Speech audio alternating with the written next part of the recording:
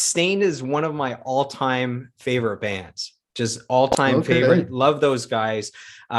What was it about Stain that made you want to work with them for Chapter 5 in 2005? Again, I didn't really know a whole lot about Stain when they first approached me, but it was from the music that they sent me, and I thought, oh, okay, this is really good. I'll, love to be a part of this. And so we actually made the record. You'll laugh. They didn't want to leave Springfield, Massachusetts, which is where they were. So they said, can we build a little studio up here and work up here? And I said, yeah, well, let's see. So it turns out that the drummer in the band was good friends with a landlord that owned a big warehouse building, and they were using the top floor as their rehearsal space, and we could build a studio up there. But it was actually the entrance to a strip club that we had to go through in order to get up to the studio. It was on the third floor, so we'd have to go in the morning with the strippers as they're entering for their day shift, and kind of we'd walk up the stairs and go and make music in the studio all day, and then come back down at night and walk back through the strip club to go out to dinner or to go leave, go back to the hotel. So it was a very interesting experience. A little bit of extra entertainment there at the start and the end of the day. You know what? No, because I don't know if you think there's any kind of glamour that goes on in a strip club. Do not ever walk into one in the daytime with the fluorescent lights on. Oh man, It's that might be the best impressive advice you've given all day today on this interview. That's Mm. funny. So that album had some of the band's most beloved songs, like Right Here and Everything Changes. Mm. Can you give the Stain fans any insight on the recording of those two songs? Is there anything that stands out in the studio for those songs? Well, I think I mean, the guys in the band, great musicians, of course.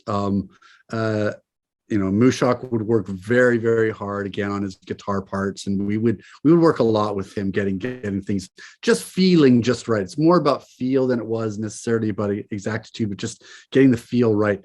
And I know that Aaron called some of the other singers that I had worked with before, and they warned him that I would make him sing more than once or twice. So I like to get the performance right. I like to make sure that the intention that the singer has is getting out there. So I would make him sing a lot. And then other singers, in fact, called him when they wanted to work with me, and he said, yeah, he'll make you sing a lot. So, they unfortunately, the way that we had the studio, we just had like a whisper booth for him to sing in. So I don't think it was a very pleasant environment. That's sort of a regret of mine, in that we didn't, like with Corey Taylor, we set up like this kind of yurt in the middle of the studio, and he was able to kind of have his like environment in there. With Aaron, unfortunately, all we had was this whisper booth, and it was pretty small, and so it probably wasn't really pleasant to sit in a lot of the time. So I can understand it'd be frustrating to have to sing a lot in an environment that you're not really that comfortable. So that was probably a failing on my part to not make an environment that was more conducive, but we got great performances out of him. So, we would sit in the studio a lot, and, he was looking for, writing lyrics, and he was always, kind of looking for inspiration. So we'd sit in the control room, and if he wasn't sure on something, we'd chat, we'd just sing, and he'd maybe pull some phrases of what we were talking about, and sort of work that way in writing some of the lyrics at the time. So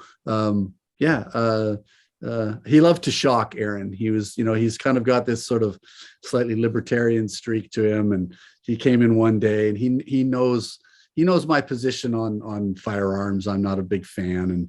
And anyway, he came in, showed up with his Glock in his back pocket, and just sort of put it on the table. I was like, I'm going to go sing now. And it's all for show. It's all for kind of make me have a reaction to it. Where I was like, what are you bringing that thing in here for?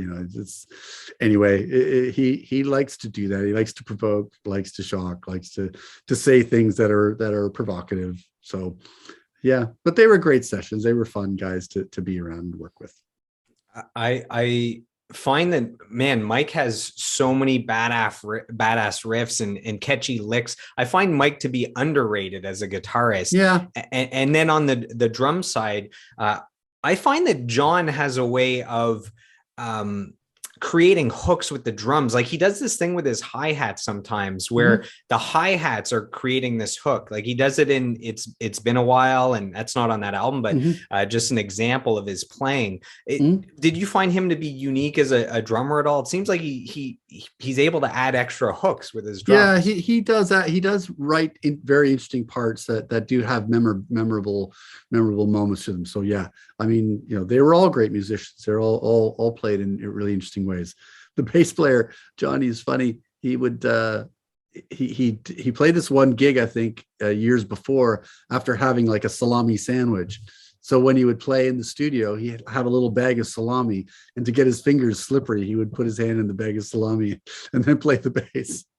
It's a little bit weird for me, but it's like whatever gets you the best sound and makes you feel comfortable, that's fine.